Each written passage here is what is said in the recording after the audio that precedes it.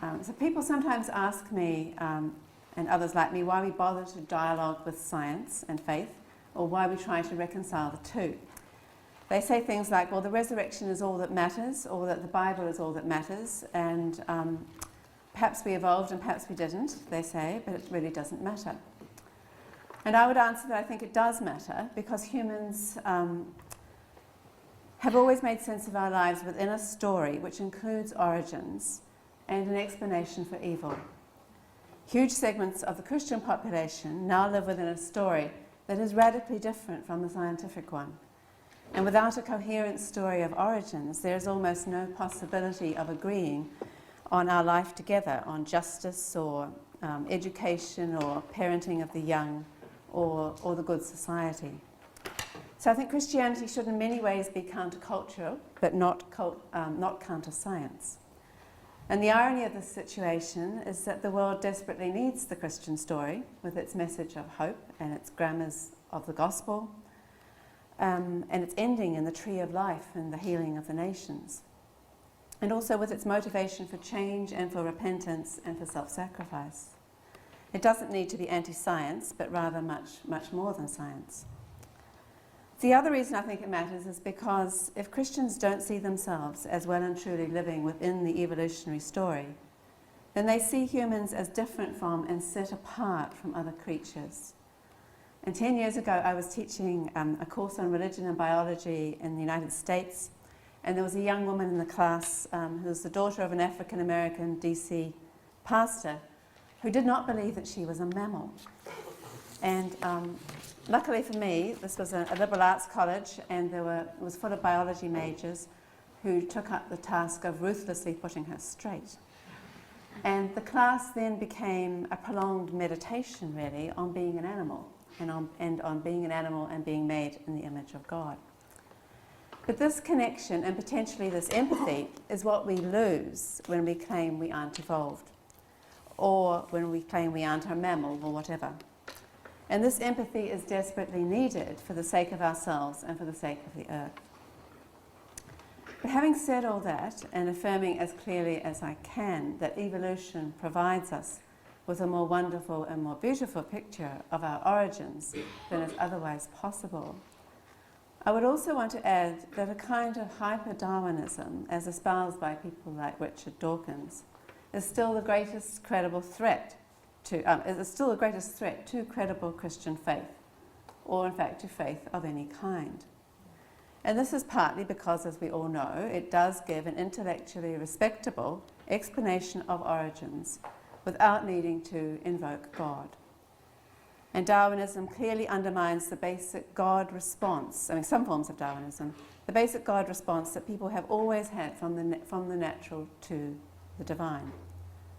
And the other reason that some forms of Darwinism are a threat to Christian faith is because the facts we know of the evolutionary process only increase the problem of evil.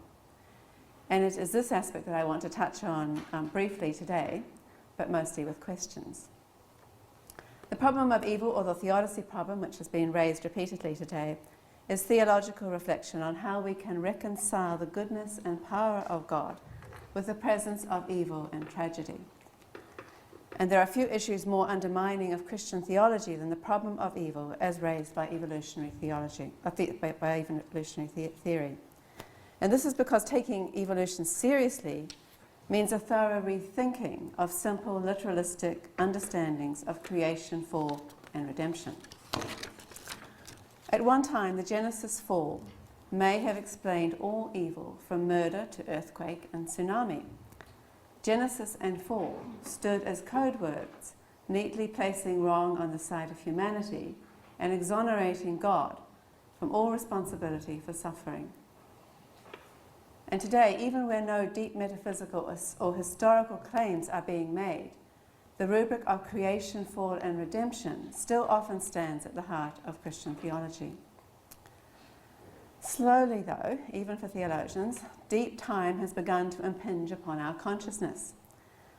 We have now to consider the fact that God has brought creation into being by a process that is extraordinary in its breadth and depth, but is at the very least full of carnage and predation and parasitism and suffering of sentient animals and the extinction of many complex and beautiful forms.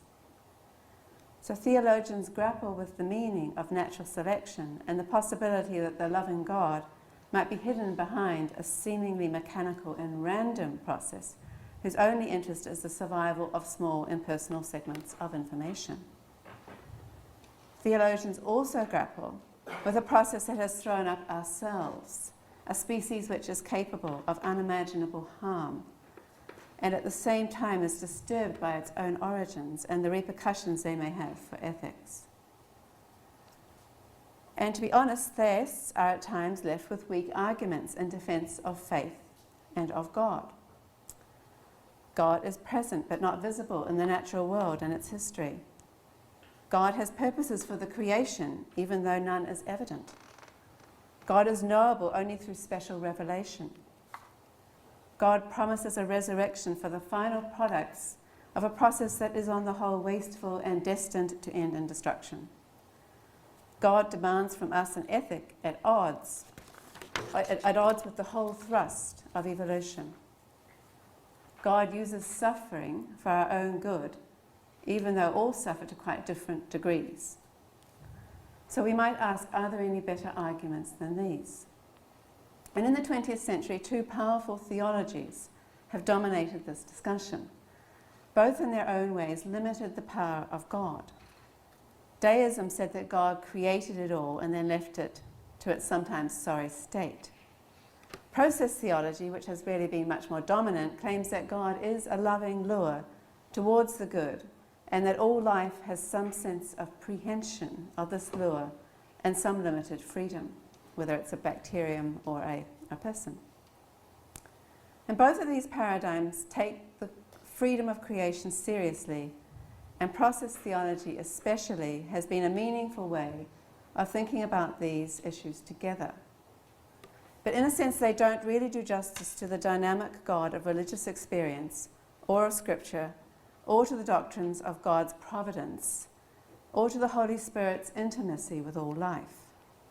So how can we understand God's intimate, dynamic, loving presence in creation, and at the same time understand deep and horrendous evil? And of course the answer is that we really can't, but we do try. And in the past,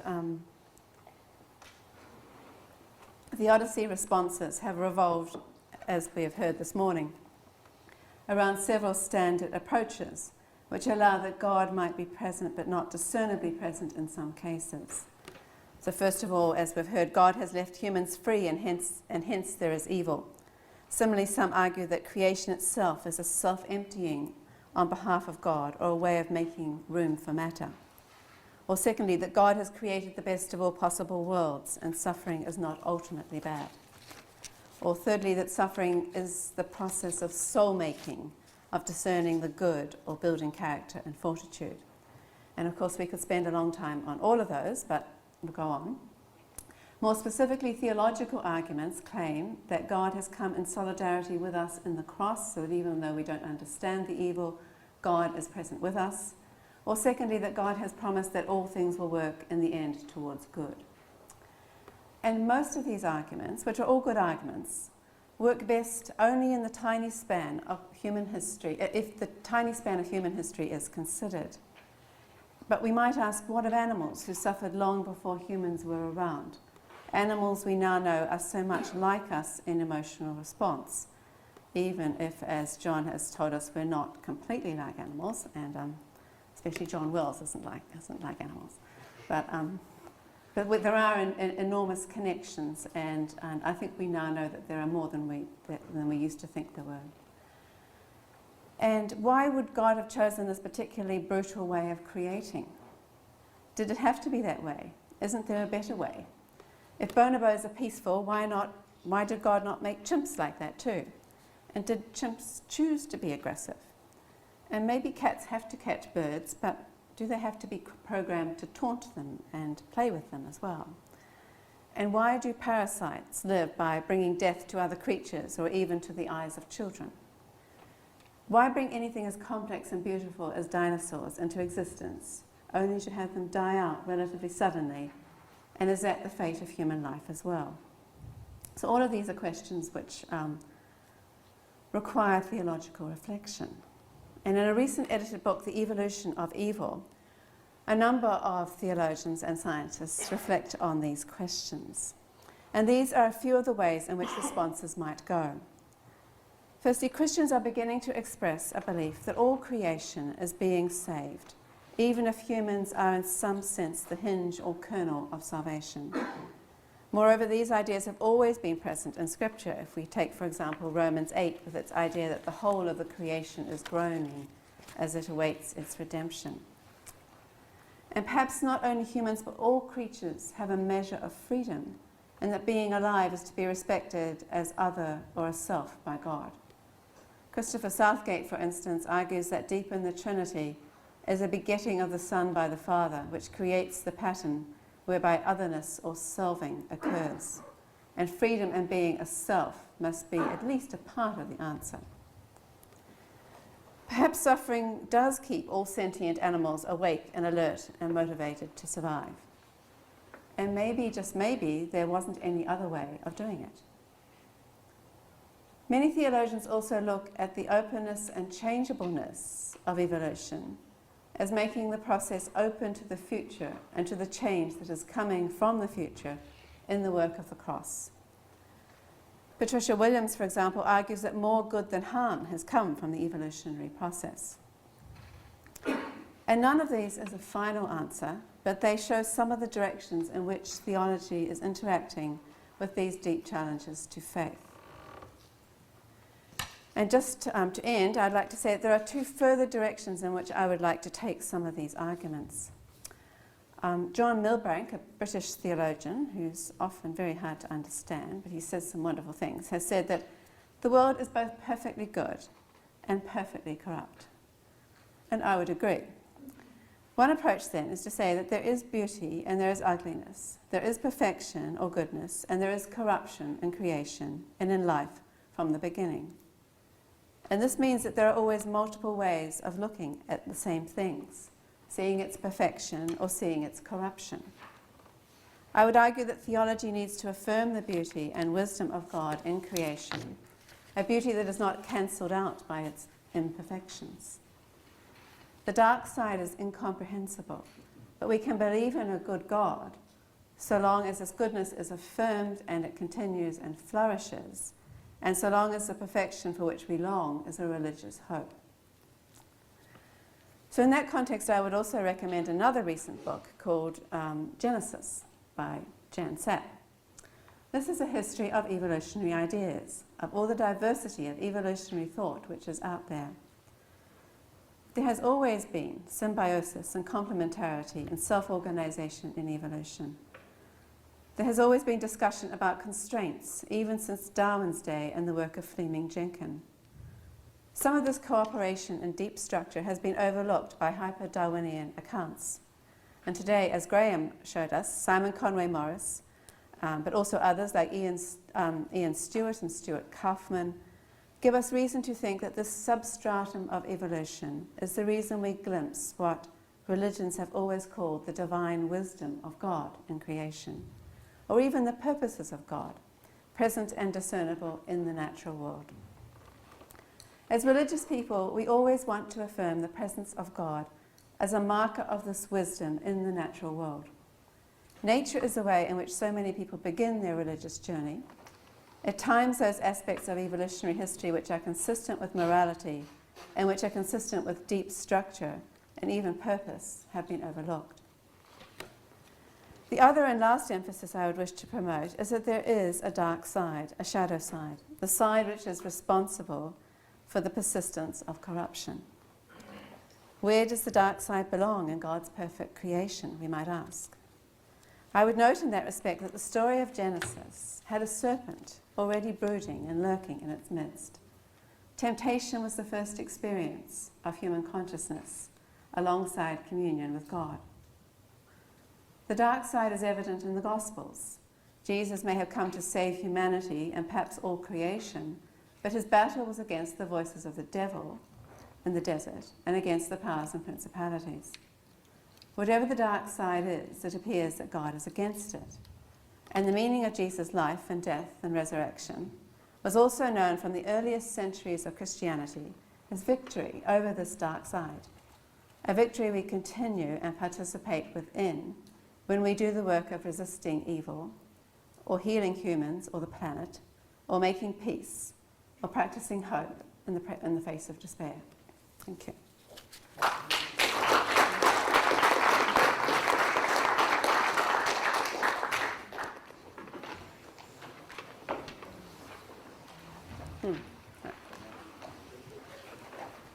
Maybe we all need to be silent for a while. But if there are issues which you would like to address to Nicola, please do so.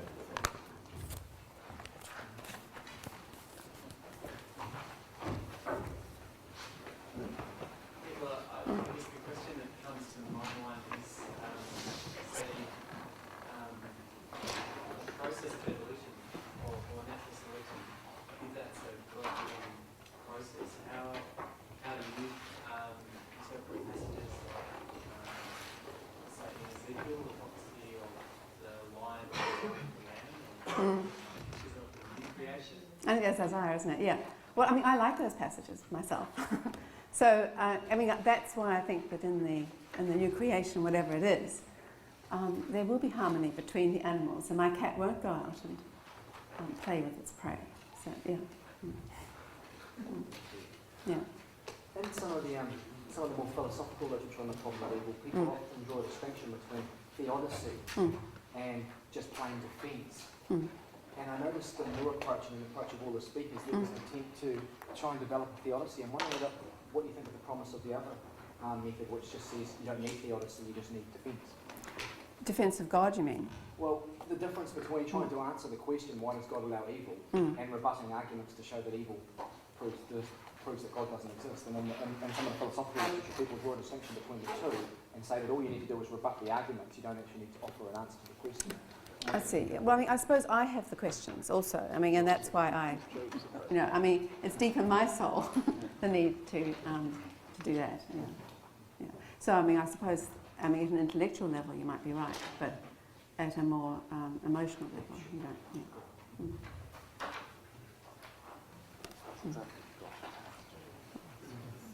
Yeah. Yeah. I was just wondering, Nicola, I really like your finishing off sections about the serpents and Satan as part of the Christian story, and maybe some of things in other religions that they know. Within Christianity, though, a lot of, for example, a lot of people are very uneasy with this dark side. One of the things that everything is that every day with Jesus is sweet than the day before kind of song, not because it's not biblical. Catholic theology seems to maybe cope with this dark side maybe more easily. There's a lot of evangelical theology where it's uneasy with it. Do you have a comment? I mean, I think there is an uneasiness. I mean, and I'm uneasy too, but I think that, I suppose it's just, I mean, I'm certainly not advocating any sort of return to demonology or anything like that. I just think that horrendous evil is so evil that it's sort of staring us in the face, and it's everywhere in the biblical narrative, the evidence of this dark side, and so that's why I would recommend using it, I suppose. Yeah. Yeah. Yeah. Obviously, evolution results in biological death and pain, and evolution being the way we came about, it's just part of the natural order. Why do we have to view death and pain as at risk of being a status? Why do we have to view that as being evil or bad? Why can't we just say that death is just part of the natural order, that's the way it is? And so same with pain. I know, that's a huge issue. But I suppose you could. I suppose, as far as humans are concerned, I think there is a sort of sense of eternity within us, and so we have this, at least some of us want it to continue.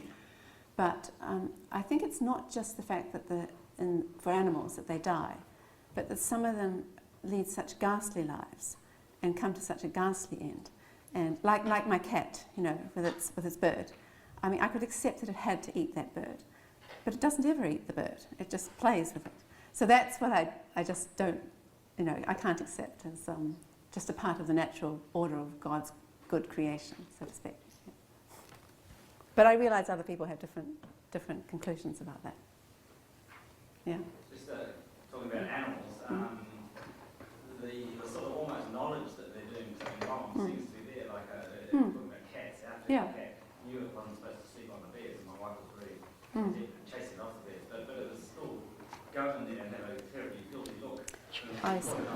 My cat looks guilty all the time. So that leads on to that almost evil aspect or dark side is there in animals, and wouldn't the sort of evolutionary behaviourists argue that gave them an advantage? And that's and that's why we're like that too. Yes, that's right. Yes, yeah. And that's why I suppose I'd like to sort of say, well, let's also look at the more cooperative aspects of the evolutionary process, so that we don't see it all as like that. That's all. Yeah. Isn't there a kind of well, I just sort of think that there might be some kind of reason why one would accept dark and light together, like yin and yang. Yeah. Because that's how life is, from our own experience and from the experience of. And it's not a kind of fatalistic thing, but it is an acceptance that if we can go with that, then evil is not quite so. Well, it's not so menacing. We accept that. I mean, I've worked with prisoners, and you can they like the cats do know right from wrong, and if you're given a situation, they'll say, well, the thing to do in that case is ring the police. You know, they have a sense that they've grown up with, or have some knowledge of in their culture, that some things are wrong and some things are not wrong. Yeah. So, I mean, I agree. There is something of the dark side which we can somehow or other, embrace, but horrendous evil, I don't think we can. You know, I mean, we can't embrace the death camps, for example. And so it's the presence of that sort of over and over and over again that accumulation. Yeah.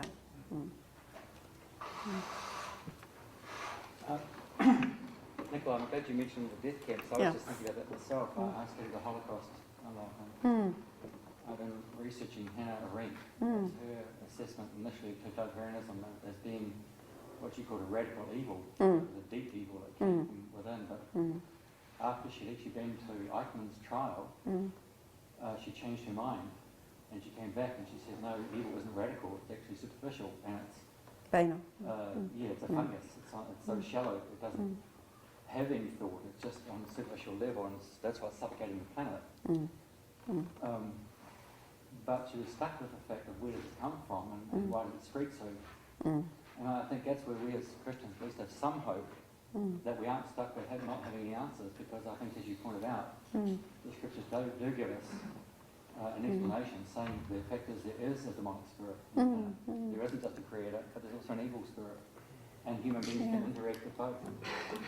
Well, I think that we can so easily do evil without being terribly evil. I think it was Niebuhr who talked about the children of light and the children of darkness, and how most of the evil done in the world was done by foolish children of light rather than children of darkness. And so that, and that's good to remember, I think. I was just wondering what your thoughts were around, if you look at or sort of meditate on the interconnectedness of all things, how that might actually shed some light on the evil in the world. So in terms of about death camps, is there some way where we can actually look within ourselves and say, well, maybe there's some tiny really little thing it does that is actually produce these really evil characters, which might, although they're responsible for it, might actually be scapegoats for society? What are your thoughts on that? Yeah, I think scapegoating does happen. I would agree with Hoggard that it's a huge factor in human society, and so I would agree with that. But and also with the interconnectedness, that little things can sort of add up to big things. Is that the kind of thing you're meaning? Yeah. I suppose I still think that in the end, there's more going on than human wickedness can dream up. yeah. But that's just a judgment call, I think. Yeah. I mean, in partial, on the same theme, isn't it true that all have sinned and fallen short of the glory of God? And the truth is that God's righteousness is way up there, and we're down in the gutter. And we're not very much removed from the death commandant. We're on the same level as he is in that perspective. We've all rebelled against God. So actually there's no difference between us. You know, but for the grace of God went I there. I mean, I could just as easily have done it. So I think when we look at evil, I think we love to think, I'm better than that person. We always think that, and I'm not as bad as that person. We always do that. And I think in God's perspective, that's not the case. We've all rebelled against him. So we're all equally culpable, aren't we? Yeah, I mean, that's it. You know, I suppose I'd also want to say, though, that we're all in this situation together and that we should have a bit more compassion for each other. Of course. You know, yeah, and yeah, I mean, I wonder how much freedom sometimes we do have, and those sorts of things. You know. Yeah, but yeah, I mean, I think we are essentially all the same in many ways. Yeah, yeah. I think there's a real danger in being cheap and cheerful about evil. We don't necessarily need to use that word because people don't understand it very well. But if we're not looking for injustice, not involved in the battle against injustice and against suffering, we're not really doing what we're supposed to do as Christian people. And therefore we have to be alert and aware. I'm not talking about death camps, I'm talking about day-to-day things that are around us every day. We should not be accepting many of them. And that includes aspects of government policy. We need to do things.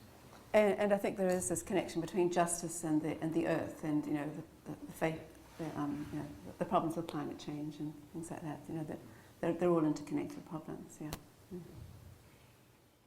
What I'm going to talk a little bit about, and this is intersects with some of the stuff that Professor Jones talked about earlier, and I'm grateful for his presse of some of the issues and things that come up in the area of reproductive technology. Particularly because one of the critiques of the science and religion field, particularly by, say, historians in this area and also by social scientists, is that it can quite often get dichotomized into science and religion and into a separate category, technology and ethics, whereas in fact there is actually quite a mix of those four things going on as well. So my particular interest is in science and religion in general and technology specifically. And so that's where I'm coming from today in that area. Righty-ho. Okay, so the transhumanist vision is the end product. See if I can click this. Is the end product of the belief that the human condition can be improved upon through reason, science, and technology. It focuses predominantly upon the autonomous human individual, asserting the primacy of reason as a force for personal and therefore societal transformation. Through the use of applied reason, transhumanism asserts values such as rational thinking, freedom, tolerance, and concern for others are increased, leading ultimately to an ever-increasing improvement of the human condition. In this way, transhumanism claims to offer the hope of a better world. While transhumanism is often associated with particular manifestations of emerging technology, such as artificial intelligence, biotechnology and nanotechnology, it is as much about creating new social visions as it is about the application of new technologies. Therefore, theological engagement with transhumanism needs to take place at a variety of levels, critiquing and informing not just the individual applications of technology, particularly to the human person, but also the underlying ideologies and their potential trajectories. This is similar to any theological engagement with things technological because of the multifaceted nature of technology. Here, Susan White provides a useful perspective on seeing technology not just as artifacts produced by manufacturing processes, but also the processes and structures needed to produce those things and the cultural structures that provide the inclination and motivation to support the technological system. Together, she argues, these three views interpenetrate each other to create a vision of technology as a social technical system in which hardware, technique, and a particular ideological frame of reference combine to aid the pursuit of essentially pragmatic ends, generally associated with the augmentation of human capabilities. This vision of technology, with its various dimensions, closely parallels that of the transhumanist vision, with its technological artifacts, which may include virtual components, techniques, including the managed convergence of different types of technology, and a particular ideological framework that unfettered human reason will produce a better world. In both cases, the general technological and the specific transhumanist raise questions for religious communities similar to those raised by Ronald Cole Turner when he says, and I quote, "Can theology, that communal process by which the church's faith seeks to understand, can theology aim at understanding technology? Can we put the words God and technology together in any kind of meaningful sentence? Can theology guess at what God is doing in today's technology? Or by our silence, do we leave it utterly godless? Can we have a theology of technology that comprehends, gives meaning to, dares to influence the direction and set limits to this explosion of new powers?" End quote. Indeed, can we put God and transhumanism together in any meaningful sentence?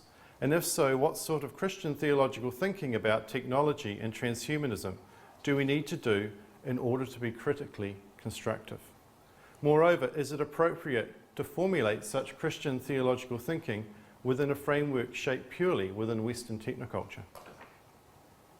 Transhumanism's proponents portray it as a logical and evolutionary progression of both human physical and ideological development. It is a progression, they argue, traced from the early myths and legends that describe quests for immortality, through to a rational humanism based upon materialism and subsequently an evolutionary worldview. Along the way, humanity transcended various natural and cultural limitations, leading to a vision of progress, self-directed human modification and technological optimism. The earliest use of the term transhumanism is attributed to the biologist Julian Huxley, who argued that humanity could take control of its own destiny, transcending its current condition and the dogma that stifled it. In Religion Without Revelation, he concludes, and I quote, "The human species can, if it wishes, transcend itself, not just sporadically, an individual here in one way, an individual there in another way, but in its entirety as humanity. We need a name for this new belief. Perhaps transhumanism will serve. Man remaining man, but transcending himself by realizing new possibilities of and for his human nature." Today, the terms transhuman and transhumanism are also often used interchangeably with the related terms posthuman and posthumanism, respectively. These represent a broad spectrum of ideas about human development in light of potential technological advances, though technically the posthuman might be seen as the end product of the transhumanist project. If the transhumanist dream is about the reshaping of humanity through the application of human reason, then technological aspirations form a central part of that vision. In outlining the landscape of the posthuman project, the posthuman project is developing within, Robert Pepperell lists the following technologies as essential features of that terrain. We find robotics, communications technologies, prosthetics, intelligent machines, nanotechnology, genetic manipulation, other biotechnologies, artificial life, combining together in a way in which is often referred to as convergent technology, where each interacts with and augments the others to produce new technological possibilities. Theological engagement typically focuses upon a particular technology or application, such as biotechnology, but reflection is also needed upon the convergence of technologies. This is especially apparent when one realizes the spectrum of transhumanism stretches from a narrow view of human bodies and minds being technologically modified, enhanced and repaired, to the other end of the spectrum where a kind of speculative thought experiment offers, as Elaine Graham says, an opportunity to think anew about the relationship between humans and their environments, artifacts and tools in a digital and technological age. From within this framework, transhumanism in a broad sense has a social agenda, that it wishes to make the world a better place through the application of technology. In particular, it aims to provide choices for individuals so they can be free of things such as ill health, inheritable diseases, poverty, prejudice, and even finite lifespan. In other words, it aims to allow the human individual to choose to transcend existing limitations, and in doing so benefit not just the individual but wider society. As such, transhumanism generates a plethora of potential sites for engagement by religious traditions such as Christianity, where social and spiritual visions intersect with transhumanist ones. Some of these key sites include how the human person, and in particular the human body, is perceived, the role of human agency within and over the natural world, the stories of salvation and eschatology that are being told, the nature of the debate taking place within, for example, Christian communities over the application of technology and the values inherent within those applications. And lastly but not least, questions about social justice, social concern, and the alleviation of suffering. Together, these serve to briefly demonstrate some of the different components that a theology or theologies of technology might incorporate. Firstly, the transhumanist quest for a materially realised transcendence over the biological conditionedness of both the human body and the wider natural world engages with Christian understandings of incarnation and physicality, personhood and human dignity, and the concepts of body, spirit, and soul. As such, transhumanism and Christianity contribute to a wide collection of perceptions about the human person competing with each other in the everyday world, and including anthropological perspectives put forward by policymakers, scientific and medical practitioners, economists, and also within popular culture. Celia Dean Drummond and others argue that, in part, some of the significant concerns that are being expressed by the general public about technologies such as biotechnology reflect questions that are concerned with the very essence of human personhood, about human nature and the character of the relationship between human beings and the natural world. Commenting on public resistance and antipathy towards particular forms of biotechnology in Britain and Europe at the end of the 1990s, they write, and I quote, "It seems conceivable that the intensity of current controversies around genetically modified crops and foods arises in part from the fact that in their regulation in the public domain, conflicting ontologies of the person are making themselves felt in the politics of the everyday life." End quote. Therefore, it is essential that one component of a theology of technology is a well-developed, contextualised and robust anthropology that takes into account theological and scientific portraits of humanity. It will therefore be able to engage with and critique the wide range of anthropological perspectives of human being found within wider technoculture. This in turn feeds into the broader question of how one should think theologically about the natural world and human agency in that world. The transhumanist project is based upon the application of human reason and technological ingenuity with a view to transforming nature. How, if at all, is this different to Judeo-Christian understandings of human agency in the world, whether as ruler or steward or servant of creation? Moreover, how have Judeo-Christian understandings of human agency and reason been, if not complicit, then at least a factor in the development of the transhumanist vision? The answers to these questions and others provide the basis of another integral component, a well-developed theological understanding of the natural world, human agency, and the web of interdependencies within the natural world that human beings are enmeshed within. Thirdly, transhumanism's visions of individuals and the wider world brought towards some more perfect and wholesome state is in effect a soteriological narrative with an eschatological trajectory. Salvation can be achieved through human agency and heaven brought to earth in some form, a possibly irreconcilable source of tension with the Christian tradition. Even ignoring the conjecture put forward by some transhumanists about the potential of uploading human consciousness to another substrate or the arrival of some beneficent technological singularity, a theology of technology must wrestle with the question of to what extent is human technological agency salvific or redemptive? This in turn raises questions about the relationship of technology to a Christian eschatological trajectory. And given the contested nature of eschatological and Christological interpretation, this might be one area where a unified theology of technology splinters into a variety of theologies of technology.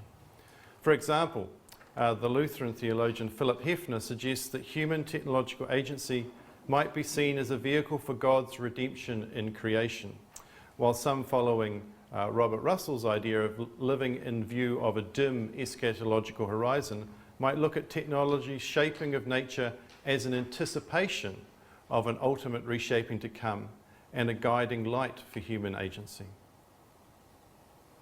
Fourthly, the emotive debate, and Professor Jones touched on that earlier today, found within the Christian community surrounding the development and application of biotechnology, particularly in the areas of reproductive and genetic technologies, may hinder constructive critical engagement with those technologies and with other ones that transhumanists see as critical, such as nanotechnology.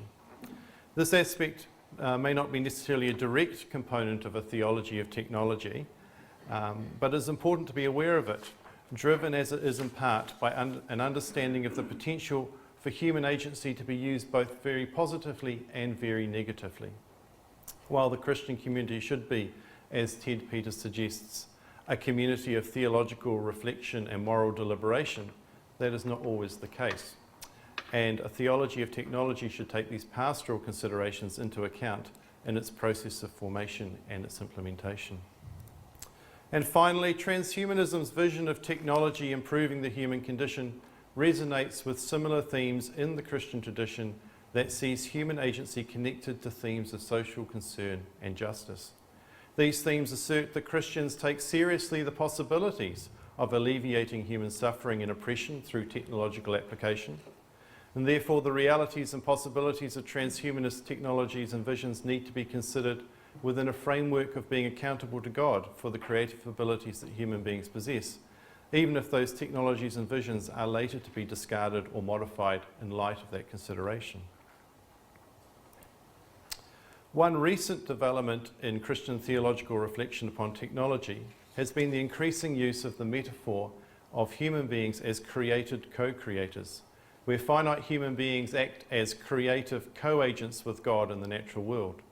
Promoted particularly by Philip Hefner, the metaphor has proved influential in science, technology, religion engagement, for examining human technological proclivity, and is increasingly used in theological reflection upon biotechnology and more recently emerging digital technologies. For Hefner, human beings are identified as biologically formed culture creators that have to learn how to live wisely, not just for the sake of humanity, but of all life that humanity comes in contact with. The created co-creator is a composite term that summarises Hefner's understanding of human beings and the natural world, bringing together his assertions about freedom and conditionedness. The two component terms, created and co-creator respectively, each bring dimensions of immanence and transcendence to the concept of human being. The created aspect of the metaphor asserts the creaturehood of the human being as caused, created, dependent, finite, and not self-generating, with a qualitative difference between creator and creature, though both are in a relationship. The second aspect, co-creator, speaks, though, of a calling to act as an agent within the natural world. The co-aspect reflects that while the human is never the equal of God, God has produced humanity in such a way as to be part of the purposeful creative process in the cosmos. The human being is an agent working with and for God. Now, a full-blown critique of the created co-creator metaphor is beyond the scope of this paper, but in passing it's important to note the variety of objections and criticisms that have been raised, including firstly that while the general concept of the co-creator is relatively simple to grasp, the theological language and models that Hefner uses underneath to sort of unpack it aren't particularly accessible at the level of the everyday Christian community, particularly at the pastoral level. Secondly, there are concerns raised about hubris within the metaphor's claims about the human being's role in creation. And thirdly, questions have been raised about to what extent the purposes of God can be discerned from creation as a guide for co-agency. And to this can be added the observation that the created co-creator metaphor often seems to be dropped into discussions about technology with little of its theological underpinnings on display. Notwithstanding these and other issues, the metaphor does serve as a useful starting point for asking theological questions about human technological agency, and as such is worth pursuing as part of theological engagement with transhumanism. In the following section leading on here, we'll use both the created co-creator metaphor and ideas about transhumanism, and we'll look at those through the lenses of the 4 traditional bioethical principles of autonomy, non-maleficence, beneficence and justice.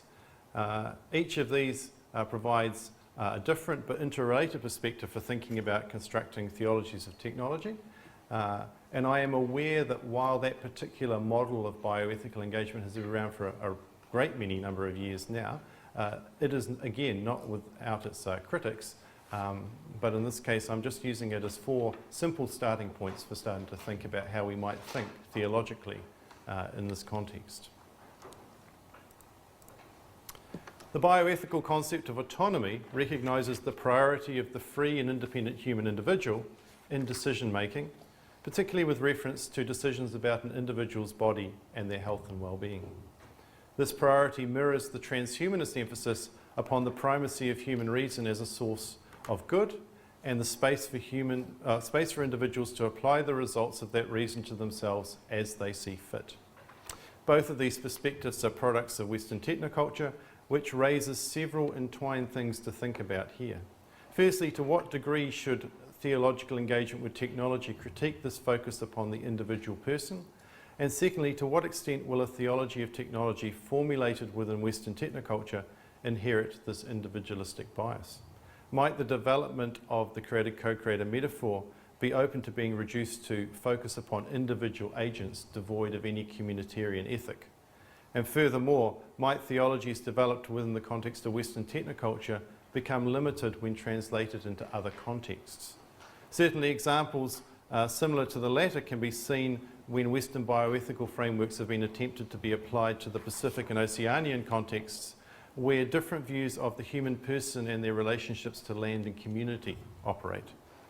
Perhaps Western theologies of technologies can be informed and critiqued by theologies of technology that have been developed from places where Christianity has been enculturated in communities with different worldviews to the predominant post-Enlightenment one of the West. This would then allow for the voices of those potentially affected by the transhumanist project, yet not part of that community, to be heard in some way. In part, this comes back to the issue of having a robust theological concepts of anthropology and creation in order to engage with transhumanism, and also to serve as a self-critique of theological components so as to avoid an overly individualistic interpretation of the created co-creator metaphor. The principle of non-maleficence is oriented around the idea of not knowingly doing harm, and a great deal of Christian theologizing about new technologies is oriented around this concept. Indeed, the catch cry, "Don't play God," might be as much related to this idea as to usurping some divine prerogative. Against this is the technological optimism of the transhumanists, with in some cases a try it and see mentality to new technologies, which can lead to, as technologist Kevin Kelly puts it, frenzied messianic attempts to make stuff and to have creation race ahead of understanding. Theologies of technology that engage critically with transhumanism will need to take seriously questions raised by metaphors such as the created co-creator as to what creative, hopeful and proleptic human agency might actually look like.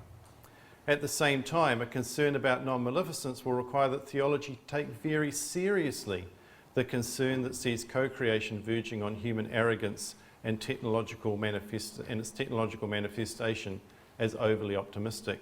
As Cole Turner remarks, and I quote, "Technology, for all its good, is constantly on the edge of sin, exploitation and greed. It is, after all, human technology beset by our weaknesses." End quote. There is the potential for the theme of co-creation to be used to baptize all technological activity and so become hubris, or for all work and human activity to be seen romantically, no matter how mundane or demeaning it might be. Therefore, robust theologies of technology will need to take into account the potential for both good and evil that is present within human agency, and in turn recognise this in various aspects of the transhumanist project as it is engaged with. In dialogue with the principle of non-maleficence is that of beneficence, which posits that there is a responsibility to act to benefit others if possible, to go beyond not doing harm, but instead to actively seek to do good. This finds immediate resonances with the co-creator metaphor with its call to dynamic agency in the world, the broad Christian tradition sourced in a love ethic, as well as the transhumanist concern for the improvement of the human condition. Theologically, though, tensions arise over exactly what is God's will and purpose in relation to various technological developments and their potential implications. For example, some see the therapeutic benefits offered by genetic engineering as the outworking of loving one's neighbour, where the opportunity for beneficence becomes a moral imperative. Others, though, see such technological developments as threatening an understanding of human dignity, and this view is located in the same tradition that calls for beneficence. One community's view of appropriate technology is not necessarily the same as another's, and potentially irreconcilable tensions between competing principles of autonomy, non-maleficence and beneficence can come into play. An example of the transhumanist appropriation of the concept of beneficence is that argued by James Hughes when he says, and I quote, we are obliged to help fellow citizens achieve their fullest capacities for reason, consciousness and self-determination, end quote. Wrestling with transhumanist visions about improving the human condition and creating a better world, such as in this case debating what exactly citizenship entails, calls into focus the urgent need for theologies of technology to grapple with this tension between non-maleficence and beneficence, to walk between being paralysed into inaction by fearing to do harm, while at the same time being aware that the motivation to do good technologically can lead to an uncritical approach to human agency. In part, this grappling is related to the last bioethical principle, that of justice. The justice strand of the bioethics principles tends to be concerned with the equitable distribution of limited resources, and in particular access to those resources and to information. Within the transhumanist context, this might be seen as providing access to technologies of enhancement to all, or at least reducing the barriers of access to, should people choose to use them. It also intersects with the question of disability and what actually that constitutes, and the rights of those deemed disabled to access technology in order to become perceived fuller members of society. Beneficence portrayed like this is only part of the picture though. The Christian social vision calls for beneficent agency, but at the same time it calls for that activity to be just. This means that sometimes other dimensions to the application of technology to relieve suffering come into tension with beneficent efforts.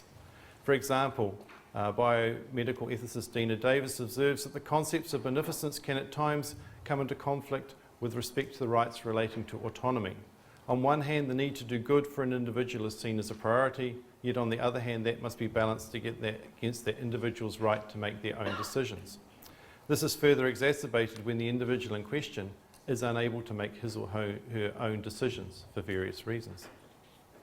The Australian medical ethicist Christopher Newell observed that the dominant medical discourse sees the absence of disability as being the same as a good life, an assumption he claims is often made without the voices being heard of those who are being helped.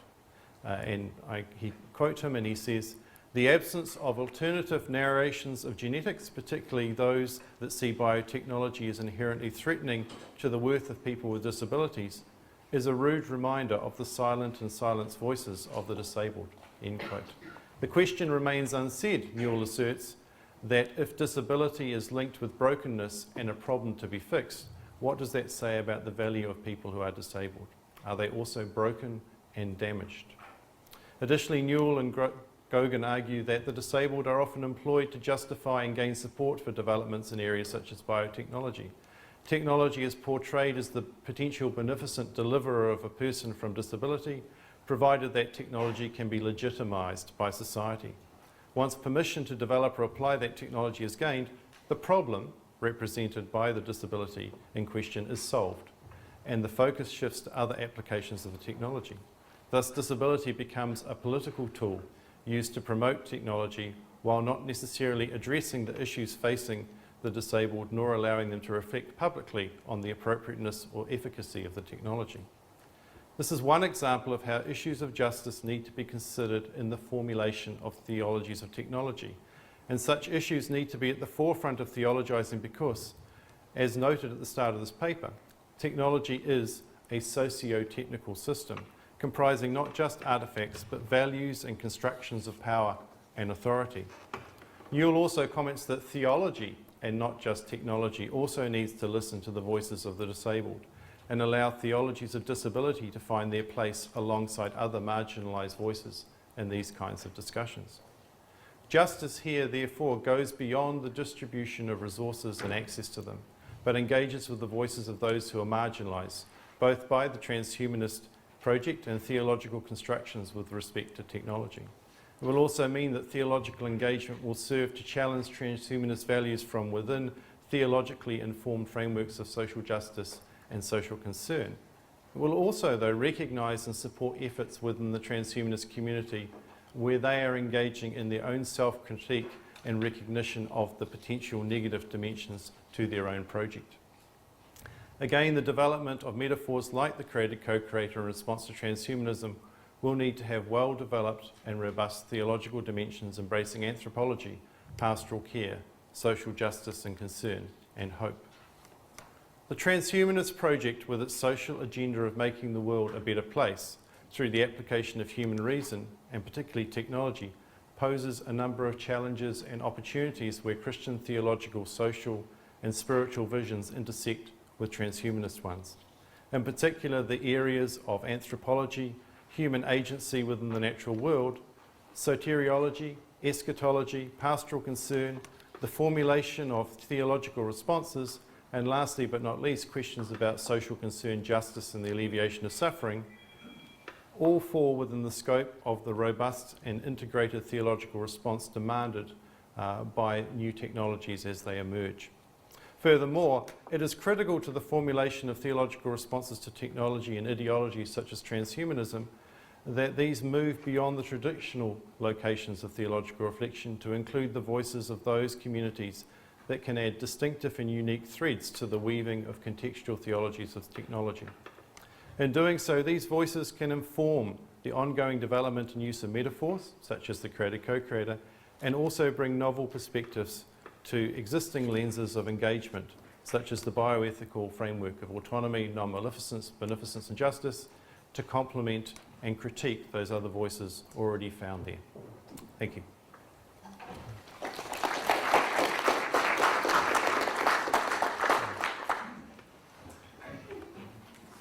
Thank you, Stephen. Perhaps we can have some questions now, and then any others we can keep perhaps to the end of the session. So has anybody got something burning in their minds after what Stephen has been saying?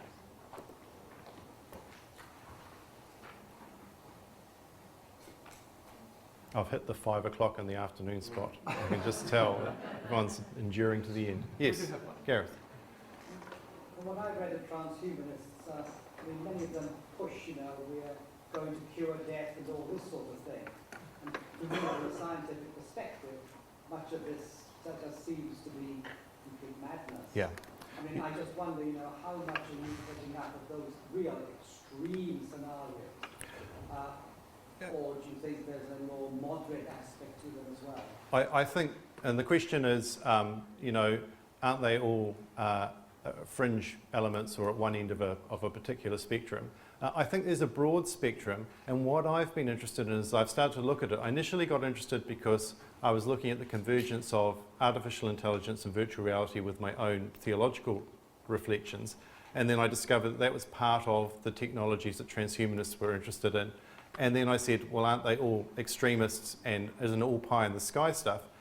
And I thought, well, that's okay, and I'll put them over here in a box. And I think some of them are like that. I think they have visions of heaven on earth achieved technologically, and I don't think we're anywhere near what they think we're going to do or even agree with their underlying models. But there are a number of significant voices influenced by what you would call transhumanist values that are present in bodies and shaping public policy, particularly within the US and the UK. And I'm thinking in particular of people like Nick Bostrom from the Futures of Humanity Institute at Oxford University, which is effectively a transhumanist type think tank, which then provides position papers to government bodies. I'm thinking of Constantine and Rocker's paper for the US Ministry of their Commerce Department, which very much talks about ushering in a golden economic age of human well-being. It's dressed up in the language of a policy paper for a Commerce Department, but it is transhumanist ideology underpinning it, and that's seen in other papers that they're writing. So I think, yes, there are things like we can all become like gods and live forever is fairly extreme, but I think the values they espouse and the ways in which they wish to combine technologies raise some quite interesting questions about how those values are actually engaging with the everyday life that we have and shaping policy issues within wider society.